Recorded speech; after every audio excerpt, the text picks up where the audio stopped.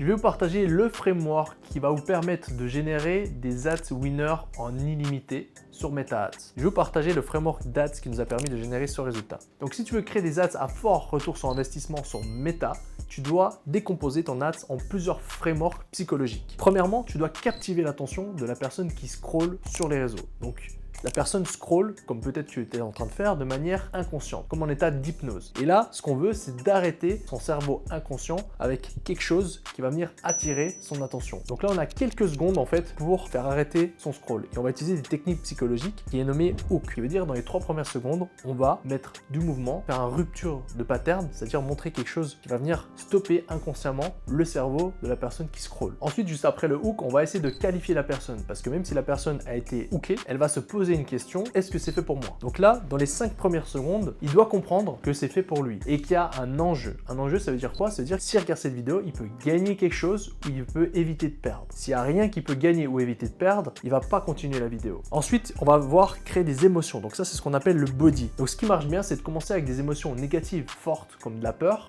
et ensuite d'aller sur des émotions positives fortes comme du désir. Par exemple, attention si tu souffres d'acné sur ta peau et ensuite et que tu aimerais avoir cette peau-là bien lisse, etc. comme les stars de cinéma, passe d'une forte émotion négative à une forte émotion positive. Et ce gap-là fera que la personne aura envie de passer à l'action pour atteindre son désir. Elle aura pris conscience de son problème, on l'aura bien appuyé et ensuite elle aura envie d'atteindre son désir. Ensuite, on va passer sur la partie rationnelle parce que même si on a activé beaucoup d'émotions et même si la personne a envie d'acheter, et là, il y a son cerveau rationnel qui va venir s'activer. C'est-à-dire, elle va se poser des questions. Est-ce que ça va vraiment marcher pour moi? Il va falloir répondre à certaines objections dans l'ordre. Là, c'est comme un petit enfant qui veut acheter un vélo. Il veut acheter son vélo, mais la maman va lui dire, ok, à quel prix il est? Est-ce que c'est vraiment efficace? Est-ce que c'est sans danger? Donc en fait, il faut rassurer cette petite partie de notre cerveau rationnel ici qui s'active automatiquement pour nous protéger. Sinon, en fait, on ferait et on achèterait n'importe quoi sous le coup de l'émotion. Et ensuite, à la fin, même si on a hooké la personne, on y a activé des émotions, il veut acheter, on a réduit toutes ses objections, et ben, il va falloir le rediriger. Et c'est là qu'ici, on va venir mettre un call to action. On va simplement lui dire, ok, si tu veux réduire ton acné, maintenant, clique sur le bouton ci-dessous. Donc là, c'est simplement en fait l'action que la personne doit faire. Donc je rappelle, il scrolle de manière hypnotique, on y a captivé son attention, on y a activé des émotions, on lui a dit d'acheter, et à la fin, on va lui dire quoi faire. Et c'est ce qui fait une ad